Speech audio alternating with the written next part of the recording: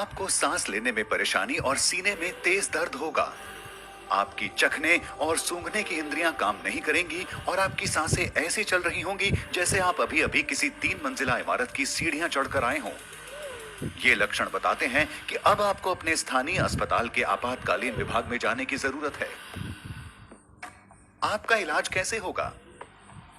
आपको वेंटिलेटर पर कब रखा जाएगा? और कैसे आप पूरी तरह से स्वस्थ होने के बावजूद भी कोरोना के एक भयानक केस के शिकार हो सकते हैं। आप देख रहे हैं क्या हो अगर, और ये है क्या हो अगर आप कोरोना की वजह से अस्पताल में भर्ती हो जाएं। जल्दी करने से पहले अपने डॉक्टर को कॉल करें या अस्पताल जाकर अपने लक्षण बयान करें। आपको ऐसा इसलिए कर लेना चाहिए क्योंकि ये भी हो सकता है कि आपके स्थानीय आपातकालीन विभाग में ज्यादा लोगों के लिए बेड की सुविधा ना हो और आपको दूसरे अस्पताल में ले जाए जाने की जरूरत हो सकती है। या हो सकता है कि आपके लक्षणों को इतना गंभीर ना समझा जाए कि उसके लिए अस्पताल की जरूरत हो। तो बेहतर यही होगा कि एक बार फोन पर जानकारी ले लें। लेकिन एक बार भर्ती होने पर नर्स आपकी कोरोना की जांच करेंगी। ज्यादातर मरीजों के खून के नमूने लेने के बाद उनकी कई जांचें की जाएंगी। इसके बाद डॉक्टर आपके फेफड़ों की आवाज सुनेंगे और फिंगर मॉनिटर के जरिए ये देखेंगे कि शरीर में ऑक्सीजन का स्तर कितना है। ये क्यों किया जाता है? क्योंकि अगर आपको कोविड-19 की गंभीर समस्या हो चुकी है तो शरीर में ऑक्सीजन कम होने लगेगी। चूंकि इससे आपके अहम अंगों को जानलेवा खतरे हो सकते हैं, इसलिए आपको 2 पतली नलियों के जरिए ऑक्सीजन दी जाएगी। ये नलियां या तो सीधी या मास्क के जरिए आपकी नाक तक जाती हैं। इसके बाद आपके सीने का एक्सरे या सीटी स्कैन किया जाएगा ताकि डॉक्टरों को इसकी जानकारी मिल जाए कि आपके फेफड़ों के किन हिस्सों में जलन की समस्या है। एक सीटी स्कैन या कंप्यूटराइज्ड एक्सियल टोमोग्राफी एक ऐसी जांच है जिसमें एक्सरे और कंप्यूटरों के जरिए बगैर किसी दर्द के आपके शरीर की क्रॉस सेक्शनल छवि मिलती है। सीटी स्कैनर एक बड़ी चौकोर या गोल एक्सरे मशीन होती है जिसके बीचों बीच एक गोलाकार टनल होता है। यहाँ से डॉक्टर आपके सीने को देख पाते हैं। आपके सीटी स्कैन के दौरान आपको एक टेबल पर लिटाया जाता है। ये टेबल धीरे धीरे टनल से गुजरती है। गैंट्री नाम की एक बड़ी रिंग आपके शरीर के इर्द गिर्द घूमती है। इसमें एक ऐसी ट्यूब होती है जिससे एक्सरे किरणें निकलती हैं और एक डिटेक्टर जिससे शरीर में रेडिएशन का पता लगाया जाता है। गैंट्री के घूमने से ये किरणें अलग अलग एंगल से आपके शरीर की तस्वीरें लेती हैं। फिर ये सारी सूचना कंप्यूटर तक जाती है जहां आपके फेफड़ों के 3D मॉडल की तस्वीर तैयार होती है। इससे डॉक्टर आपके कोरोना संक्रमण की गंभीरता तय कर पाते हैं। जब आपके डॉक्टर के पास आपके कोरोना संक्रमण से जुड़ी सारी जानकारी आ जाती है, तब आगे का इलाज किस तरह से किया जाता है?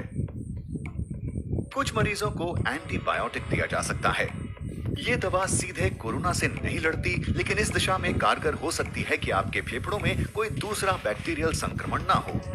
लेकिन चूंकि अभी खास तौर पर कोरोना के लिए कोई दवा नहीं है, ऐसे में सारी जिम्मेदारी आपके शरीर में रोगों से लड़ने वाले सिस्टम यानी इम्यून सिस्टम पर होती है। ऐसे में आशा यही है कि आपका शरीर वायरस से लड़ पाए और ये कि ऑक्सीजन थेरेपी और देखभाल आपके लिए कारगर साबित हों। अगर सब कुछ सही दिशा में जाता है तो आपका रोगों से लड़ने वाला सिस्टम धीरे धीरे वायरस को मार सकने जितने एंटीबायोटिक पैदा कर लेगा। लेकिन क्या हो अगर आपकी स्थिति और खराब होने लगे? ऐसे में हो सकता है आपको सांस लेने में दिक्कत, बुखार, तेज सर दर्द और उल्टी आने जैसी स्थिति का सामना करना पड़े।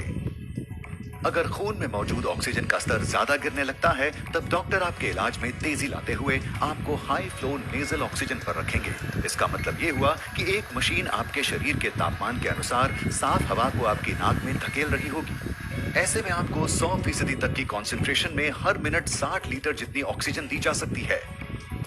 हालांकि इसको लेकर एक चिंता यह भी है कि ऐसा करने से वायरस हवा में घुल सकता है और आसपास मौजूद मरीजों, कर्मचारियों या दूसरे लोगों को संक्रमित कर सकता है। इस खतरे से बचने के लिए कुछ अस्पतालों में नेगेटिव दबाव वाले कमरे होते हैं। ये अलग थलग बनाए गए ऐसे कमरे होते हैं जो एक खास तरह के वेंटिलेशन सिस्टम से लैस होते हैं। यहाँ की हवा उल्टे दबाव के चलते कमरे से बाहर नहीं जाती। इस हवा को यहाँ से एक फिल्टर सिस्टम के जरिए बाहर कर दिया जाता है। अफसोस इस बात का है कि हर अस्पताल में ऐसे कमरों की सुविधा नहीं होती। अगर हाई फ्लो नेजल ऑक्सीजन का तरीका काम नहीं करता, तब डॉक्टर आपकी जान बचाने की आखिरी कोशिश करते हुए आपको मैकेनिकल वेंटिलेशन पर रखेंगे। आपको आईवी के जरिए दवाइयां दी जाएंगी। मैकेनिकल वेंटिलेशन का पहला चरण एंडोट्रैकियल इंट्यूबेशन होता है। आपके सोने के बाद आपके डॉक्टर लेरिंगोस्कोप नाम के एक उपकरण का इस्तेमाल करेंगे। ये उपकरण एंडोट्रैकियल ट्यूब को उसकी सही जगह तक पहुंचाता है। डॉक्टर आपके सर को पीछे की ओर झुकाएंगे और लेरिंगोस्कोप को आपके मुंह के जरिए गले तक पहुंचाएंगे। यहाँ इस बात का खास ध्यान रखा जाता है कि ये आपके दांतों के संपर्क में ना आए। आपके डॉक्टर इसके बाद धीरे धीरे आपके एपिग्लॉटिस को उठाएंगे। ये आपके लैरिंक्स की रक्षा करने वाला हिस्सा होता है।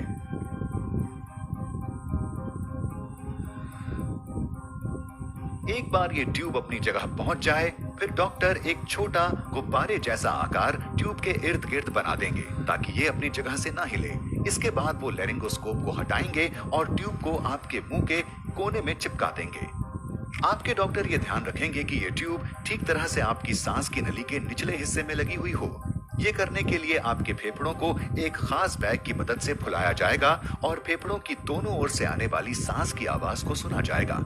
अगर ट्यूब बहुत नीचे है तो दोनों फेफड़ों में एक समान हवा नहीं जाएगी। कुछ मामलों में ट्यूब की सही जगह सुनिश्चित करने के लिए इंट्यूबेशन के तुरंत बाद एक्सरे लिया जाता है। एक बार ये एंडोट्रैकियल ट्यूब अपनी सही जगह पर लग जाए, फिर आपके डॉक्टर इसे मैकेनिकल वेंटिलेटर से जोड़ देंगे, जहां एक खास तौर से डिजाइन किया पंप होता है। इस पंप के जरिए आप ऑक्सीजन की भरपूर मात्रा वाली हवा अपने फेफड़ों में लेते हैं और कार्बन डाइऑक्साइड को छोड़ पाते हैं। शरीर में ऑक्सीजन और कार्बन डाइऑक्साइड के स्तर पर नजर रखी जाती है ताकि यह सुनिश्चित किया जा सके कि वेंटिलेटर ठीक तरह से काम कर रहा है। तो अब आप सो रहे हैं और एक मशीन आपकी सांसों का ख्याल रख रही है। इस पड़ाव पर आपके बच पाने की कितनी संभावना है?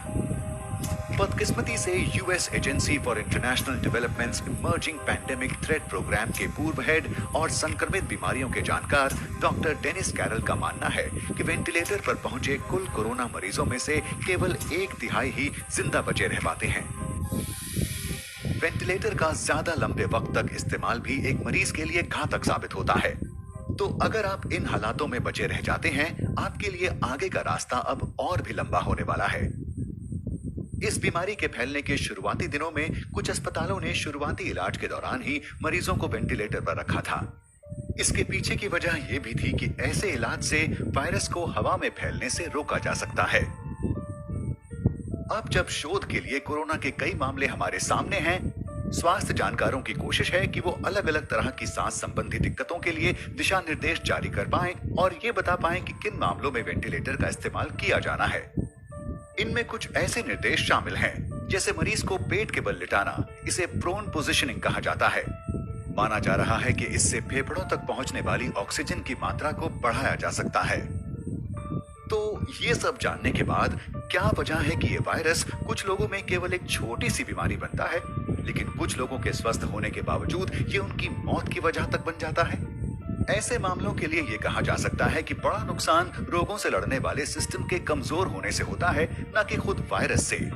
सीधे शब्दों में, जब आपके शरीर के किसी सेल को किसी बाहरी खतरे या वायरस का अंदेशा होता है, तो वो सबसे पहले खुद को खत्म कर लेता है। ऐसा इसलिए कि वो बाकी सेलों तक ये संक्रमण पहुंचने से रोक पाए और आपकी रक्षा कर सके।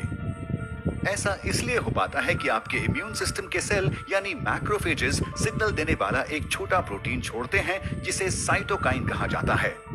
इनमें से कई प्रोटीन सेल के मरने के पीछे की वजह होते हैं। जब कई सेलों में एक साथ ऐसा हो रहा होता है तो इससे टिश्यू का काफी नुकसान हो सकता है। स्वास्थ्य जानकार इस प्रक्रिया को साइटोकाइन स्टॉर्म कहते हैं। कोविड-19 होने पर नुकसान फेफड़ों के टिश्यू का होता है। इससे फेफड़ों की छोटी थैलियों की दीवारें एक तरह का तरल छोड़ने लगती हैं, जिससे निमोनिया होता है और खून में ऑक्सीजन की कमी होने लगती है। आपके ज्यादातर सेल साइटोकाइन के बेरोक स्तर के चलते दम तोड़ने लगते हैं। ये आपके फेफड़ों का तब तक नुकसान करता है जब तक वो ऐसी स्थिति में ना पहुंच जाएं जहां से सुधार मुश्किल है। आपका शरीर अब खुद का ही नुकसान कर रहा होगा। साइटोकाइन स्टॉर्म कोरोना के गंभीर मामलों के मरीजों में एक आम बात हो चुके हैं और कई मामलों में लोगों की मौत के पीछे की वजह भी यही है। आप में ये साइटोकाइन स्टॉर्म होगा या नहीं, ये काफी हद तक आपके जीन्स पर भी निर्भर होता है। H1N1 फ्लू वायरस के मरीजों में ये पाया गया है कि जिनमें ये साइटोकाइन स्टॉर्म आया वो काफी हद तक जेनेटिक कारणों से था। अब ये काफी हद तक संभव है कि बढ़ती उम्र के साथ ये जेनेटिक इम्यून विकार आप में भी विकसित हो जाएं। लेकिन ऐसी भी संभावना है कि आपके जीन्स में पहले से ही कुछ ऐसा हो जिससे आप कोरोना वायरस से संक्रमित होकर तुरंत साइटोकाइन स्टॉर्म की समस्या से घिर जाएं। यहाँ ये समझना जरूरी है कि साइटोकाइन स्टॉर्म की पूरी तस्वीर अभी हमारे सामने नहीं है और स्वास्थ्य समुदाय को इस बीमारी के सारे पड़ावों को समझने में अभी लंबा वक्त लगेगा। कई जानकारियों की दूसरे संस्थानों के जरिए पुष्टि होना अभी बाकी है। लेकिन अच्छी बात यह है कि दूसरी बीमारियों में काम आने वाले ऐसे तरीकों पर शोध जारी है जो साइटोकाइन स्टॉर्म को रोक सकें और कोरोना से लड़ सकें। साथ ही नए तरीकों की खोज की दिशा में भी लगातार काम किया जा रहा है। मौजूदा वक्त में ऐसी सैकड़ों दवाइयों पर खोज जारी है जो कोरोना से लड़ाई में काम आ सकती हैं। तो अगर आप इतने खुशकिस्मत हैं कि इस सब के बाद भी बचे रह सकें, तब आपको वेंटिलेटर से छुट्टी मिल सकती है।